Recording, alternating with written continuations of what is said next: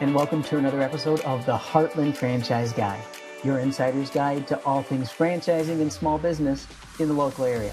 I'm Blake Martin, local small business franchise owner and your Heartland Franchise Guide.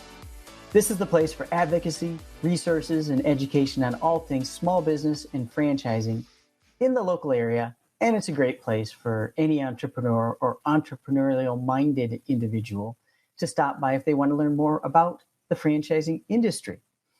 Now, a common theme in our episodes is giving back, right? Entrepreneurs who are making a difference in giving back. And that's a great segue into our guest today, who is also going to be the beneficiary of our year-end fundraiser this year. And that is one JD King with Deaf Child Hope International. Thanks for joining us, JD. So good to be here. Yeah. Thanks. Now let me say that again the proper way. Deaf Child Hope International. There we go. Deaf I nailed everything until I got to the name of the business. Yeah.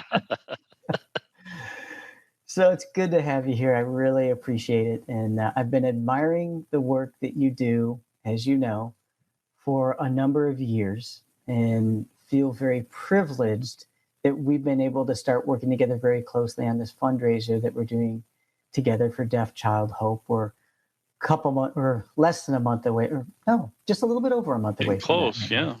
Yeah. So by the time most people listen to this, it may have happened, but the important thing is Deaf Child Hope International will still be there. You founded it back in 2010, right? Yep. So 13 years in, you're an entrepreneur with a charitable bent, right? You took a risk. That's well said. I've thought about that before. Yeah. So what inspired you? Like that's a huge risk. You're starting a global charity out of Omaha, Nebraska. Never ran a charity before that, right? Well, I'd been like the business manager of a medium-sized charity before. Okay. So I'd been involved in some other charities, but not, never started one for sure. So, yeah. What was the inspiration? Tell us a little about that, if you would. Oh, that's a good question. So we do, first off, thanks for having me. Great to be here. Of course. The inspiration is my dad worked with deaf people for 40 years. So I had been around deaf culture, and I was introduced to some children that were adopted from Liberia. Mm-hmm. And it's actually a little bit of a longer story, but I was made aware of the challenges that deaf children face in developing countries. And at the time, it was more of a aha moment. I'd never thought of that myself. And it wasn't like, oh, I got to start a nonprofit immediately. It wasn't, it didn't happen overnight. And I just kind of gradually learned more and more about first their challenges, their plight, the things that they're up against to just survive. And then I was introduced to the scope of the issue, that there's 25 million deaf children in developing countries in poverty. And I just couldn't shake the need. And then I started talking with a few other people that knew what they were talking about and started researching the need. And we just, we and I, there was a few others that got involved from the beginning. We decided to go for it. And the first 4 or 5 years, I volunteered all my time. So it wasn't like some entrepreneurs today that maybe they're looking for a full, they're completely diving in and expecting to support a family or something from the get-go. It was a little more, I think this is a good idea. I think the need is large enough that something needs to be done. So let's start taking steps to see if we can make a difference. And one thing led to another. And here we are 13 years into it, and I'm full time now. So it's been quite the journey and the adventure. I think any entrepreneur would say it's an adventure for sure. And right.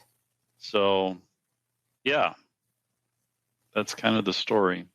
And today, what do you do? What's the impact that you make at Deaf Child Hope International? Well, we again, our laser focus is deaf children in poverty. And like I say, often most people do not think about deaf children in poverty. It's like, how many people in their daily life are even aware that deaf children in poverty struggle, right? And so one of our initiatives from the very beginning was to simply raise awareness and educate people that this is a big deal. How would you like to be deaf, not have a parent that really cares for you, out on the streets, no language at all? Half of deaf children in poverty have no language at all. They don't even know sign language because there's not been anybody there to teach them, right? So we have the way we try to provide hope is through a sponsorship program. And so we have partnerships around the world with places, schools, orphanages, and things that serve deaf children. And we fully operate an orphanage in Kenya. And we get those children sponsored. Some of them are just coming off the streets. And the sponsorship of financial revenue stream is really what that is from a deaf child sponsor. Provides the necessary things, such as sometimes it's just food and clothing and shelter is what the deaf child needs to start, right? Then that revenue stream can provide giving them a language, which if sometimes deaf children for the very first time learn a language. They learn sign language. They learn that there is a language that they can understand through their eyes, right? Mm-hmm. Then just having somebody in their world that cares for them, so that is telling them, hey, you do have value, you are worth something, even though you're deaf and struggle with language. You are worth educating, and you're worth the time it takes to educate you. And so it's through that sponsorship program. We do other things. We raise resources for medical care for deaf children. Like I said, we fully operate an orphanage in Kenya that's really we got 28 orphans there. So we've done a lot there with a new well, new buildings, things of that nature. So that's what we do. We focus on getting these deaf children sponsored. We currently have 257 deaf children sponsored in 11 countries. So that's kind of where we're at. Our goal is bigger than that. 257. Yeah. Our vision is to reach as many of these deaf children as possible, but every deaf child that is sponsored, it's a special thing to see one deaf child sponsored. So yeah. There's got to be some real high highs and some real low lows doing what you're doing. Yeah, totally agree with that. We rely on donations. So, thank you, FranNet, that we would be the beneficiary of this party with a purpose, if that's what we're calling it, It is. And we don't get government help or anything. We rely on people to get behind us and cheer us on and fund what we're doing. And it takes a team. We've got a team of, I think we got 6 part-time people on staff, except for me. I'm full-time, and got a lot of volunteers. We have people sponsoring children from 39 states of the U.S. So, but I tell the team, I was just telling them yesterday at staff meeting, in the same day, okay, I can go from super excited about what we're doing and feeling confident in the way things are going to being a little discouraged and doubtful about our efforts, or, and then back up to something will happen and I'll be like, oh, this is amazing. We're making a big difference. And then in the same day, like, oh man, are we really able to do what we want to do like we should be? Just it's like this up and down for sure, roller coaster. And it's a mind thing sometimes, but Yeah. every day it feels good to feel like you're making a difference in the lives of some really, some kids that are really struggling. So it's worth it. Yeah. So tell me a little bit about the reason that we had you on here today was the upcoming fundraiser event that we're doing.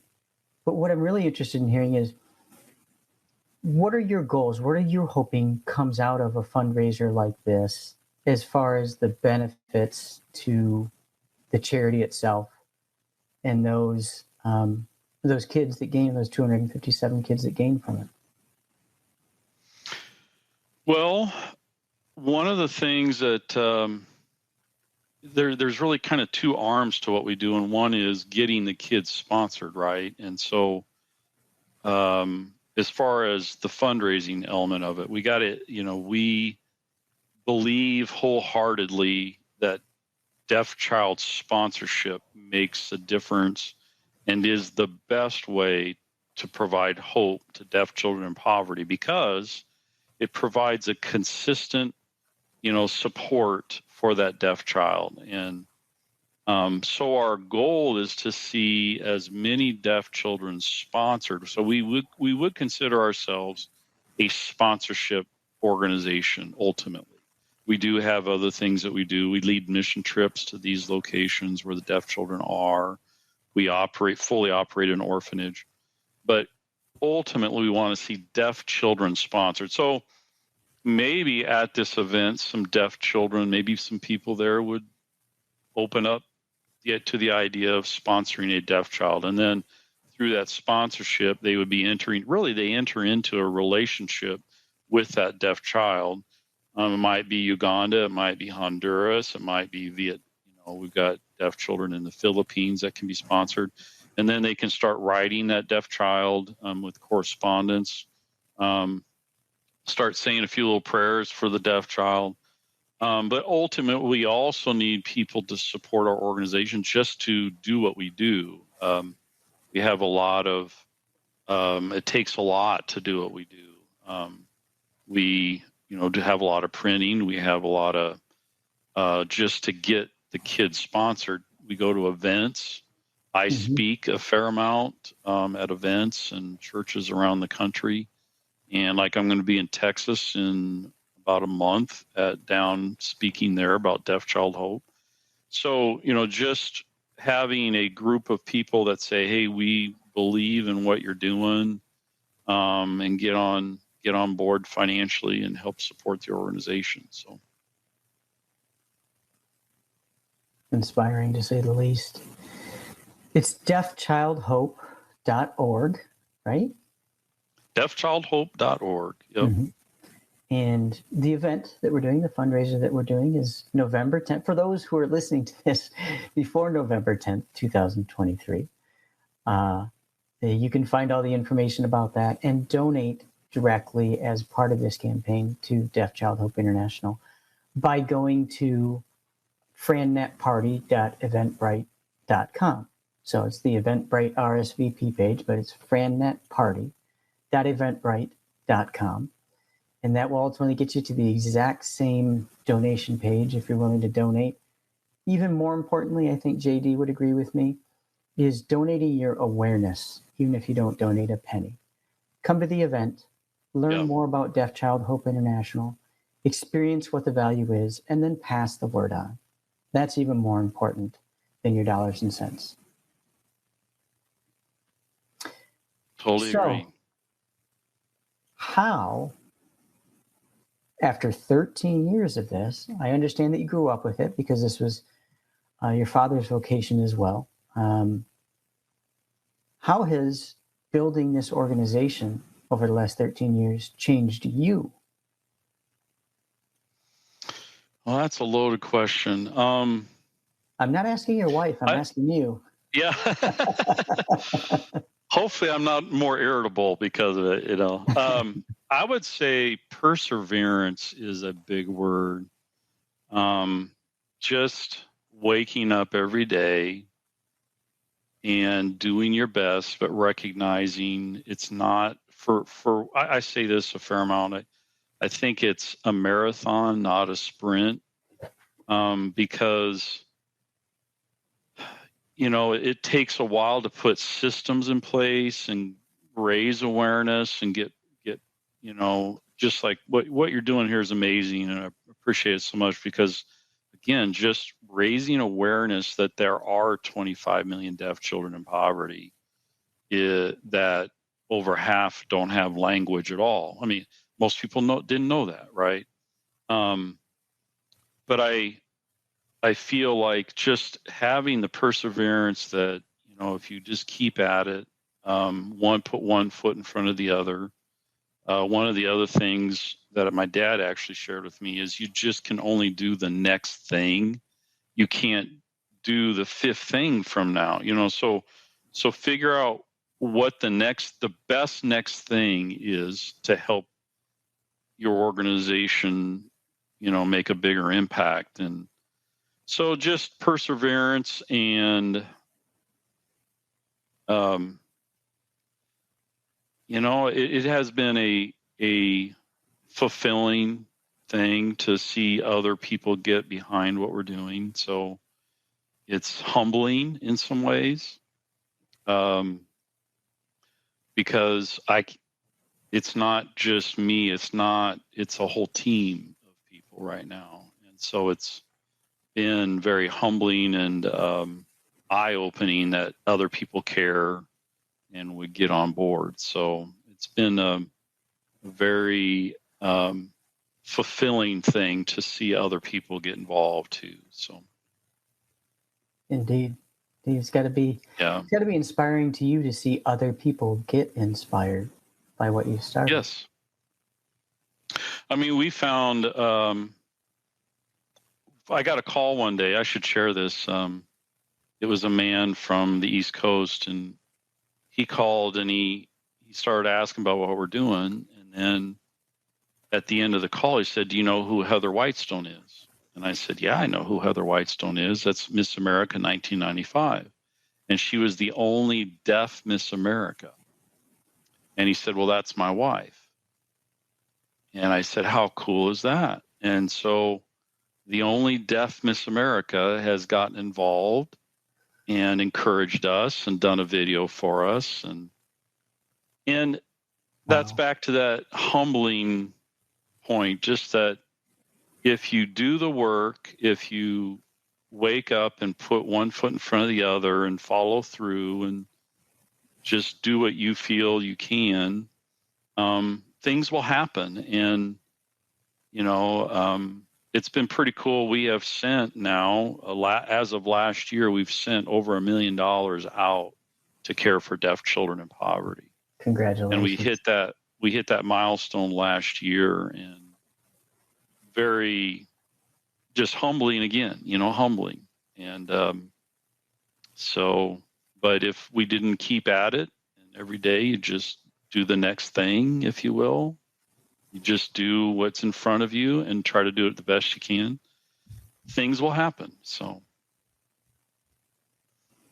and I would imagine that's true for any entrepreneur, really. You know, you wake up, you prioritize, and you just do what's next on your priority list. Try to make sure it's the best thing, and you do it. But you can't do the third or fourth thing. You can only do the next thing, right? So that's kind of been one of my philosophies. You led me right into my next question. Thanks for the transition. Okay. My question is, because we encounter this all the time in the entrepreneurial world, but If there was one piece of advice you could give to somebody who wants to start a charity or a business or a nonprofit, whatever, however it's incorporated, but the goal of that is to make an impact, to make a difference on the lesser fortunate. If there's one piece of advice you could give to folks who aspire to do that, to do what you've done, what might that advice be? Well, that's you're making me think. It's kind of hurting my brain, making me think. I would say it's got to be a team effort at some level. So start sharing the vision with a few others. And that's really kind of what I did in the early stages too, was I started asking others, is there a need here? What do you think? And so, I think building a team of people that are like-minded, that would come alongside and collaborate and with you, because you cannot do it on an island. You just from the get-go, there were a handful of people that I shared this with that said, yes, this needs to happen. And that was an encouragement to do the next thing, right? Because there were people there.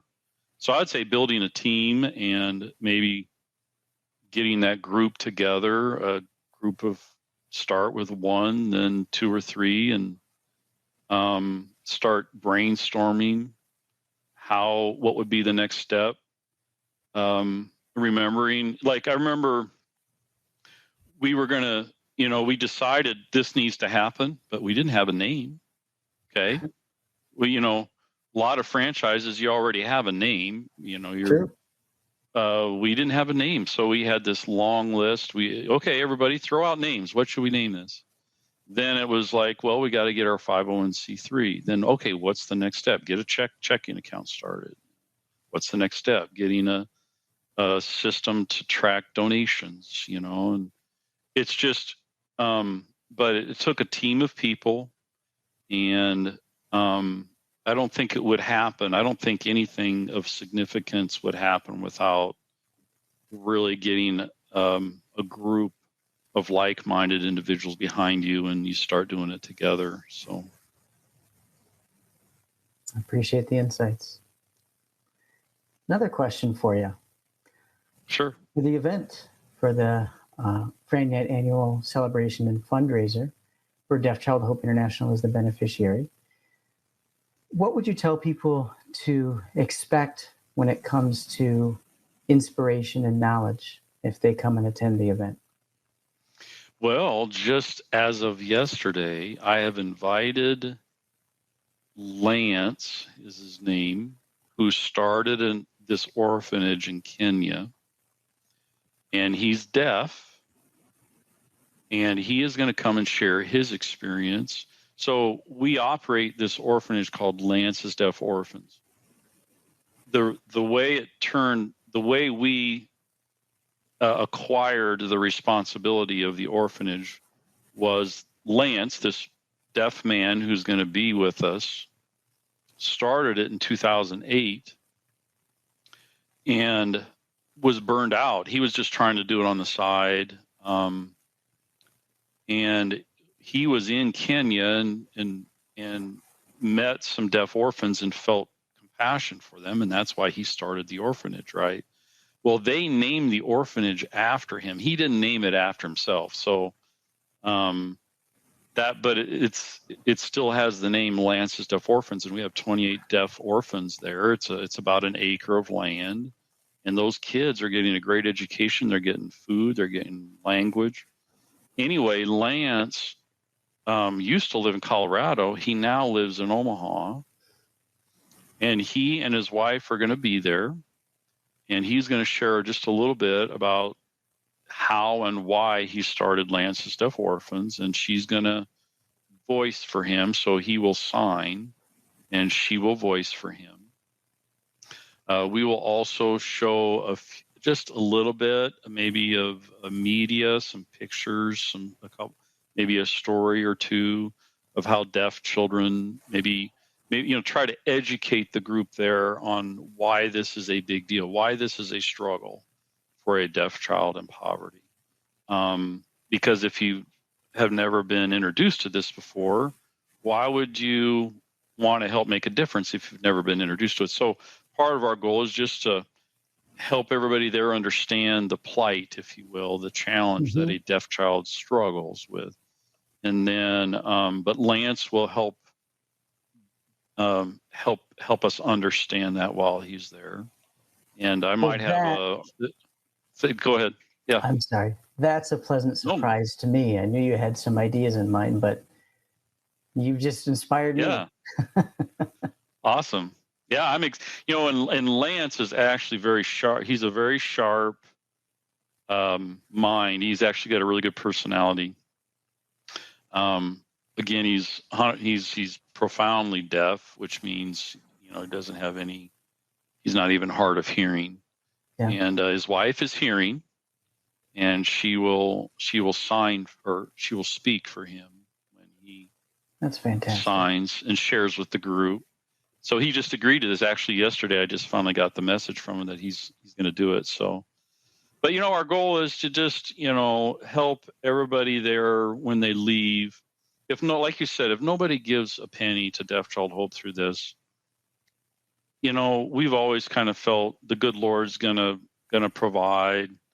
But if everybody leaves just with an awareness of this need out there that most people never even have heard about. And we call it giving the voice to the voiceless, because they really don't. They have no way to speak. They have no language at all. That would be a win for us if everybody that's there leaves with a more thorough understanding of the challenges and what we're trying to do. So. Speaking of challenges, whenever I'm doing an episode like this, my challenge is having to end it at a certain point. you just kind of wrapped it up beautifully for me, because you're supposed to end on a high note in all things media, right? And I think you've provided us a meaningful motivation to be there and make sure that this is a successful event. So again, the event that we're talking about is the year-end celebration and fundraiser, and you find that by going to FranNet Party, that's FRANNET party.eventbrite.com. And of course, right there on that page is an opportunity to donate to Deaf Child Hope International. There is no obligation to donate. We ask you to donate your awareness and your understanding and your compassion. If you should choose to donate before, during, or after the event, we greatly appreciate it. But more importantly, donate your awareness and spread the good word about Deaf Child Hope International. JD, thank you so much for being with us today and for the very pleasant surprise about Lance and his wife attending on November 10th. We appreciate your continued. So good to be here. Thanks for having me. Thanks for doing what you do every day for 13 years. There's a lot of people who talk about it, and there's a small fraction of very special people who make it happen, let alone make it happen for 13 years. So thank you for being you, JD. Well, thank you for encouragement. It actually means a ton to have people like you encouraging what we're doing. So thank you. Good to be here. Good to be with you as well. And thanks to all of you for watching a really special episode of the Heartland Franchise Guy. Subscribe, follow, and share this episode with anybody that has anything to do with small business or making an impact in the community, whether they attend the November 10 event or not. We'd love for you to spread the word through sharing this episode. And we do very much look forward to seeing you here again really soon on another episode of the Heartland Franchise Guy.